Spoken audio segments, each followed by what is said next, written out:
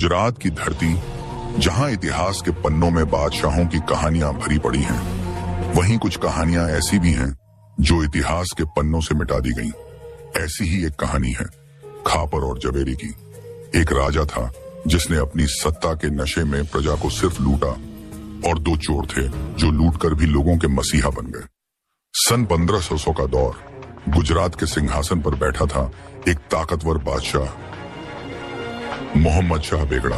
कहा जाता था कि उसका खजाना लूटना तो दूर, कोई उसके महल की दीवारों के करीब भी नहीं जा सकता था। सेना इतनी विशाल कि दुश्मन देखते ही घुटने टेक दे, जासूस इतने चौकस की साजिशों की भनक पहले ही पड़ जाए, और किले इतने मजबूत कि तूफानों के आगे भी न झुके। पर इस ताकतवर सल्तनत के बीच दो नाम धीरे धीरे गूंजने लगे, खापर और जवेरी।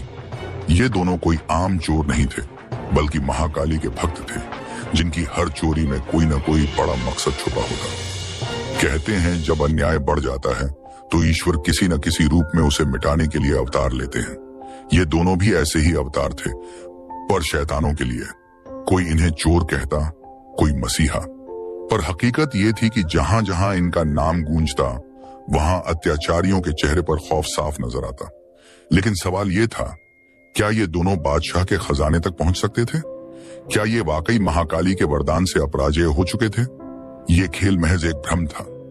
इस कहानी में आपको मिलेगी राजाओं की राजनीति, विश्वासघात की साजिशें, माता महाकाली की रहस्यमयी शक्ति, और दो ऐसे चोरों की गाथा जो इतिहास में छुपा दी गई। तो चलिए इस रहस्यमयी सफर की शुरुआत करते हैं। पावागढ़ की पवित्र धरती, जहां मां महाकाली का वास है, वहां की हवाओं में आज भी खापर और जवेरी की कहानी गूंजती है। ये वो दो नाम हैं जिन्होंने न सिर्फ गुजरात के सबसे शक्तिशाली शासक मोहम्मद शाह बेगड़ा के खजाने को लूट लिया, बल्कि मां महाकाली के आशीर्वाद से अपने नाम को अमर कर दिया।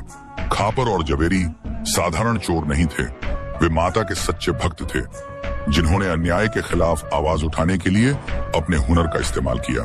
जब बेगड़ा ने पावागढ़ की पवित्रता को अपमानित किया और निर्दोष जनता पर अत्याचार किया, तब इन दो वीरों ने माता महाकाली का आह्वान किया। माता की कृपा से उनकी चालाकी और हिम्मत ऐसी बनी कि वह शाही महल की अटूट सुरक्षा को भेजते हुए खजाने तक पहुंचे। वह खजाना जो बेगड़ा ने निर्दोष लोगों से लूटा था, उसे वापस पाकर जनता ने राहत की सांस ली। खापर और जवेरी ने साबित कर दिया कि अगर सच्ची भक्ति और नेक इरादे हो तो कोई भी किला, कोई भी राजा और कोई भी ताकत तुम्हारे सामने टिक नहीं सकती। यह कहानी सिर्फ चोरी की नहीं, बल्कि न्याय और भक्ति की है। यह माता महाकाली की कृपा का प्रमाण है कि जिन्होंने सच्चे दिल से उनका नाम लिया, वह असंभव को भी संभव कर गए। आज भी पावागढ़ की धरती पर जब हवा चलती है तो उसमें खापों और जवेरी के कदमों की आहट सुनाई देती है। वो आहट जो अन्याय के खिलाफ लड़ने का हौसला देती है और माता महाकाली के आशीर्वाद की गवाही देती है। तो आइए जानते हैं इस दिलचस्प कहानी को विस्तार से। खापों और जवेरी बचपन से ही माता महाकाली के भक्त थे। वे जब भी चोरी करते उसका एक हिस्सा माता को अर्पित करते और बाकी हिस्सा गरीबों में बांट देते। माता महाकाली भी उनके इस काम से प्रसन्न होकर उन्हें हमेशा हर मुश्किल से बचाती थी। एक दिन खापों और जवेरी ने सोचा कि अब तक छोटी मोटी चोरी कर ली, लेकिन अब हमें कुछ बड़ा करना चाहिए। उन्होंने सोचा कि क्यों ना मोहम्मद शाह बेगड़ा के खजाने को लूटा जाए। वे माता महाकाली के मंदिर पहुंचे और बोले, हे गढ़ पावा, गढ़ की महाकाली माता, यदि आप हमें आशीर्वाद देंगी तो हम बेगड़ा के खजाने को लूटने जा रहे हैं। माता महाकाली ने हंसते हुए कहा, जाओ मेरे बेटों, लेकिन यह तुम्हारी पहली और आखिरी चोरी होगी। उसके बाद तुम कोई चोरी नहीं करोगे। रात के अंधेरे में खापर और जवेरी सीधे राजा के महल में घुसे। माता महाकाली ने पूरे महल में गहरी नींद का जादू कर दिया। सभी सैनिक और राजा भी गहरी नींद में सो गए। खापों और जवेरी ने राजा के खजाने से 4 कीमती रत्न चुरा लिए, लेकिन उन्होंने एक रत्न वापस छोड़ दिया ताकि राजा को पता चले कि चोर कितने समझदार थे। सुबह जब राजा को पता चला कि खजाने की चोरी हो गई है, तो उसने अपने मंत्री से पूछा, यह कौन चोर है जो मेरे राज्य में आकर इतनी बड़ी चोरी कर गया? मंत्री ने कहा, महाराज, यह पावागढ़ के प्रसिद्ध चोर खापर और जवेरी के अलावा कोई नहीं कर सकता। राजा ने पूरे राज्य में घोषणा करवाई, अगर खापर और जवेरी सच में इतने बड़े चोर हैं, तो मेरे सिंहासन के चारों सोने के पायों को भी चुरा कर दिखाएं। खापों और जवेरी फिर माता महाकाली के पास पहुंचे और बोले, माँ ने हमें ललकारा है, हमें अब उसके सिंहासन के 4 सोने के पायों को चुराना है। माता महाकाली ने कहा, डरो मत, मैं तुम्हारे साथ हूँ, कोई तुम्हें देख भी नहीं पाएगा। रात में दोनों चोर राजा के महल में पहुंचे। माता महाकाली के जादू से पूरा महल सो गया।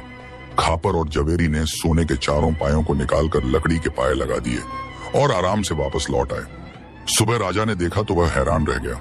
उसने फिर ऐलान करवाया, अगर तुम असली चोर हो तो मेरे राज्य में घूम रहे सोने और चांदी से लदे ऊंट को भी चुरा कर दिखाओ। खापर और जवेरी ने ऊंट पर भी चालाकी से कब्जा जमाया। उन्होंने 10 दिन तक ऊंट को रोटी खिलाई और उसे अपने घर बुलाने लगे।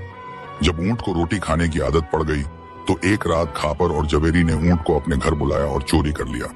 सुबह राजा को खबर मिली तो उसने हार मान ली। उसने राज में ऐलान करवाया, खापो और जवेरी, तुमने मेरी हार करवा दी। मैं तुम्हें इनाम देना चाहता हूँ। महल में आओ, मैं तुम्हें माफ करता हूँ। खापो और जवेरी ने फिर माता महाकाली से पूछा, माँ, राजा ने हमें बुलाया है, कहीं वह हमें फांसी पर तो नहीं लटकाए। माता महाकाली ने कहा, जाओ बेटा, तुम्हारा वो बाल भी बांका नहीं होगा। राजा ने दोनों को महल बुलाकर इनाम दिया और कहा, तुम जैसे चालाक चोर मैंने पहले कभी नहीं देखे। अब तुम चोरी छोड़कर ईमानदारी की जिंदगी जियो। उसके बाद खापर और जवेरी ने चोरी छोड़ दी और महाकाली माता के मंदिर में सेवा करने लगे। कहते हैं कि आज भी पावागढ़ में उनकी आत्माएं माता के मंदिर की रक्षा करती हैं। खापर और जवेरी ने चोरी छोड़ने के बाद माता महाकाली के मंदिर में सेवा शुरू कर दी। दोनों ने अपने जीवन को पूरी तरह से भक्ति में समर्पित कर दिया। लेकिन मोहम्मद शाह बेगड़ा को यह बात समझ नहीं आई कि आखिर यह दोनों चोर कौन थे जिन्हें उसकी पूरी सेना और सुरक्षा व्यवस्था पकड़ नहीं सकी। राजा बेगड़ा ने अपने मंत्री से पूछा, मुझे जानना है कि खापर और जवेरी आखिर कौन थे। उनके पास ऐसी कौन सी ताकत थी जिससे वे मेरी आंखों के सामने होकर भी पकड़ में नहीं आए। मंत्री ने कहा, महाराज, यह दोनों महाकाली माता के भक्त थे। माता महाकाली ने खुद उनकी की रक्षा की थी। यह सुनकर राजा बेगड़ा आश्चर्य में पड़ गया और उसने निर्णय लिया कि वह खुद पावागढ़ जाकर महाकाली माता के दर्शन करेगा। राजा बेगड़ा अपनी सेना के साथ पावागढ़ पहुंचा और माता महाकाली के मंदिर में दर्शन किए। वहां उसे खापो और जवेरी दिखाई दिए जो माता की सेवा कर रहे थे। राजा ने उनसे पूछा, तुम दोनों ने मेरे राज्य की सबसे बड़ी चोरी की और फिर भी पकड़े नहीं गए। आखिर तुम्हारे पास ऐसा कौन सा रहस्य था? खापो और जवेरी ने मुस्कुराते हुए कहा, महाराज, हमारी कोई ताकत नहीं थी। यह तो माता महाकाली की कृपा थी जिन्होंने हमें हर बार बचाया। हम माता के भक्त हैं और हमेशा गरीबों की सेवा करते हैं। माता ने हमें कभी असफल नहीं होने दिया। राजा बेगाड़ा ने यह सुनकर कहा, अगर महाकाली माता ने तुम्हारा साथ दिया तो तुम सच में महान हो। मैं तुम्हें माफ करता हूँ और अब से तुम दोनों इस मंदिर के पुजारी हो। खापर और जवेरी ने अपने जीवन का बाकी समय महाकाली माता की सेवा में व्यतीत किया। उनकी भक्ति और चतुराई की कहानियां पूरे गुजरात में फैल गईं।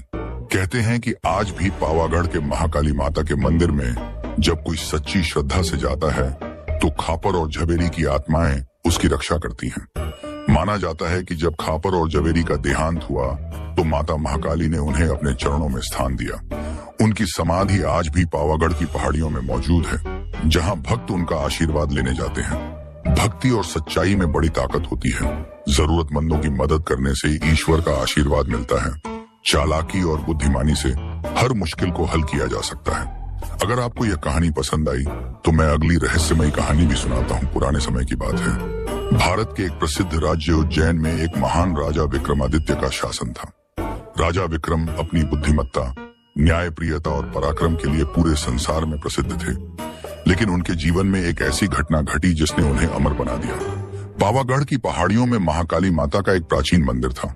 वहां की मान्यता थी कि जो भी भक्त माता के दर्शन करने सीढ़ियां चढ़ेगा उसे अपने सिर का बलिदान देना पड़ेगा।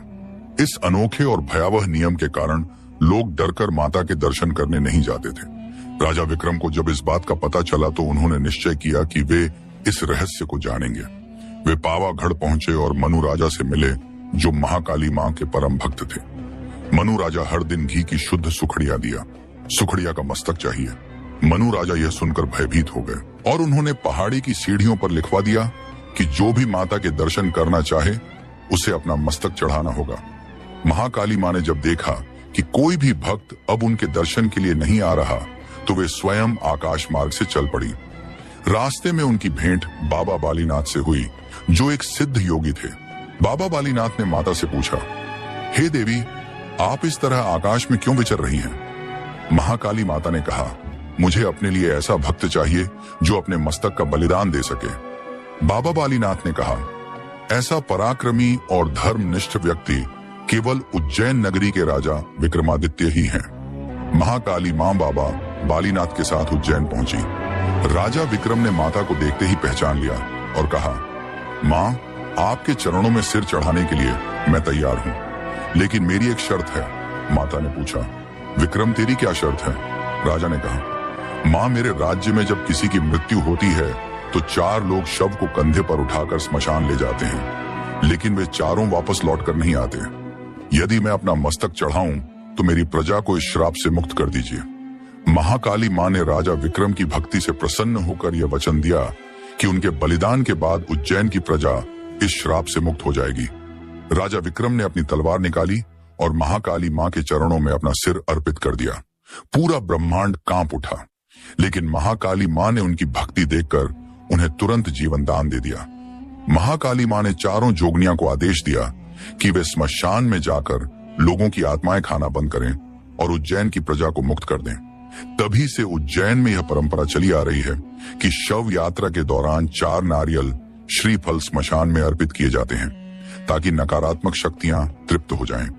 इस तरह राजा विक्रम के बलिदान और महाकाली मां की कृपा से उज्जैन नगरी को श्राप से मुक्ति मिली। सतयुग का समय था, धरती पर धर्म और सत्य की विजय होती थी, लेकिन कुछ ऐसे राजा भी थे जो अपने अहंकार और लालच के कारण अधर्म के मार्ग पर चल पड़े थे। उज्जैनी नगरी में राजा चंद्रकेतु का राज्य चलता था। वह अत्यंत पराक्रमी, बुद्धिमान और शक्तिशाली राजा था, लेकिन उसकी एक लालसा थी। अमृत वह चाहता था कि उसे ऐसा वरदान मिले जिससे मृत्यु उसे छू भी ना सके। राजा ने अपने राज्य पुरोहितों से पूछा, ऐसा कौन सा मंत्र है जिससे मैं मृत्यु पर विजय पा सकूं? राज पुरोहित ने कहा, हे राजन, यदि इस संसार में कोई शक्ति है जो काल को भी निगल सकती है तो वह है पावागढ़ की महाकाली मां। लेकिन महाकाली मां को प्रसन्न करना आसान नहीं है। यदि आपकी साधना सच्ची होगी तो मां आपको अमृत का वरदान दे सकती है। राजा ने अपने महल को छोड़कर पावागढ़ की ऊंची पहाड़ियों पर जाकर कठोर तपस्या शुरू की। उसने एक 108 वर्षों तक केवल बेलपत्र और काले तिल खाकर महाकाली मां का ध्यान किया। 108 वर्षों की कठिन साधना के बाद पावागढ़ के स्मशान में रात के अंधेरे में महाकाली मां ने अपने भयंकर रूप में दर्शन दिए। उनकी लाल लाल आंखें, काले वस्त्र, गले में नरमुंडों की माला और हाथ में चमचमाता खड़क उनके प्रकट होते ही पूरा पावागढ़ कंपा कायमान हो गया। मां ने कहा, हे चंद्रकेतु, तूने मुझे प्रसन्न कर लिया है, बता तुझे क्या चाहिए? राजा ने हाथ जोड़कर कहा, हे मां, मैं अमर होना चाहता हूं, मुझे काल भी ना छू सके, मृत्यु मेरे द्वार पर भी ना आए। महाकाली मां हंस पड़ी। उनकी हंसी से पूरा ब्रह्मांड का उठा। मां ने कहा, हे मूर्ख राजा, अमृत्व का वरदान तो स्वयं ब्रह्मा, विष्णु और महेश भी नहीं दे सकते, लेकिन मैं तुझे एक ऐसा वरदान देती हूं जिससे तुझे मृत्यु का भय नहीं रहेगा। जब तक तू मेरे नाम का जाप करेगा तब तक तेरा कोई शत्रु तुझे हरा नहीं सकेगा। ना तेरी तलवार कुंद होगी, ना तेरा रक्त कभी जमीन पर गिरेगा। महाकाली मां का आशीर्वाद मिलते ही राजा चंद्रकेतु अपराजित हो गया। उसने पूरे भारतवर्ष पर विजय प्राप्त की। कोई भी राजा, कोई भी योद्धा उसे पराजित नहीं कर सका। वह युद्ध के मैदान में खड़ा होकर महाकाली मां का मंत्र जाप करता और उसकी तलवार बिजली की तरह चलती। एक एक करके उसने 56 राज्यों पर अधिकार कर लिया। धीरे धीरे राजा चंद्रकेतु को अपने अमृत्व का घमंड हो गया। उसने खुद को काल विजय घोषित कर दिया। एक दिन उसने अपने ही दरबार में महाकाली मां का अपमान कर दिया।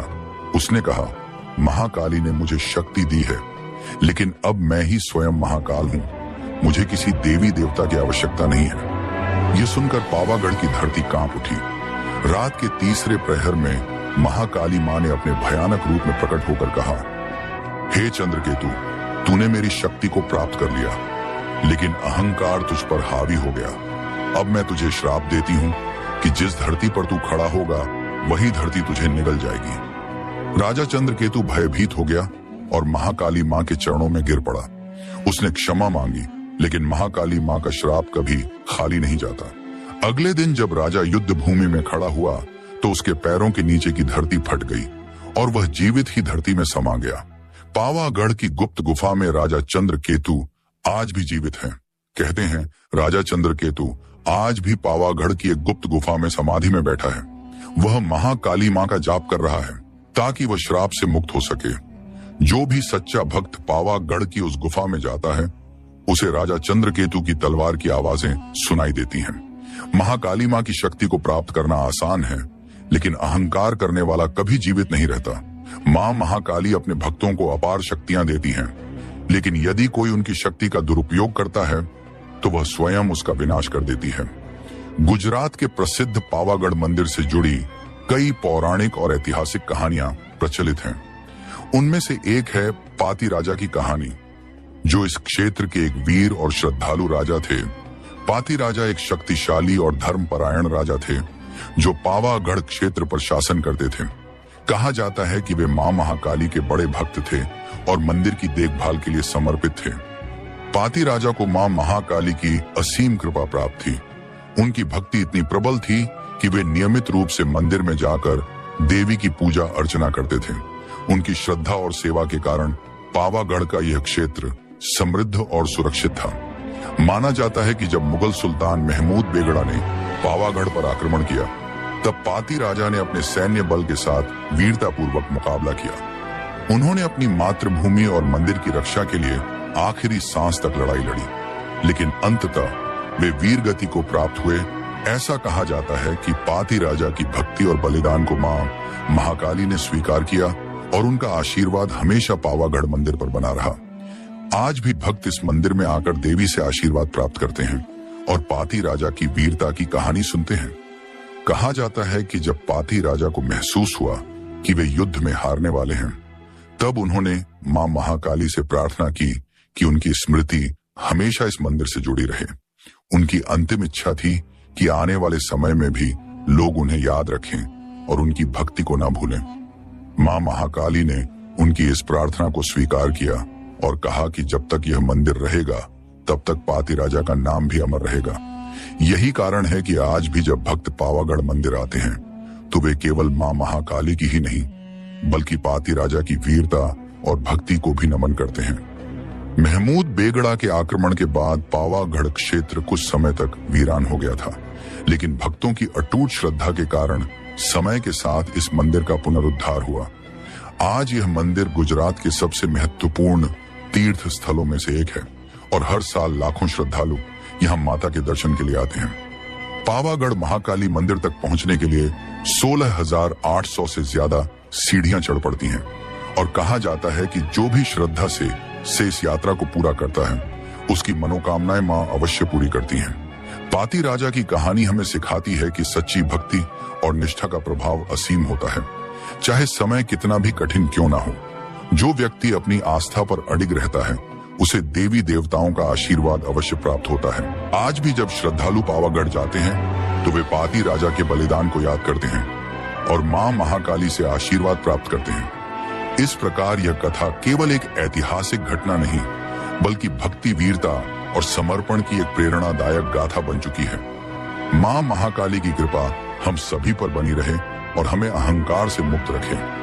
सत्य, धर्म और भक्ति के मार्ग पर चले, क्योंकि सच्ची शक्ति उसी में निहित है।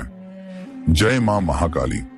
अगर आपको हमारी यह प्रस्तुति अच्छी लगी हो तो लाइक करें, शेयर करें और चैनल IT हास का सफार को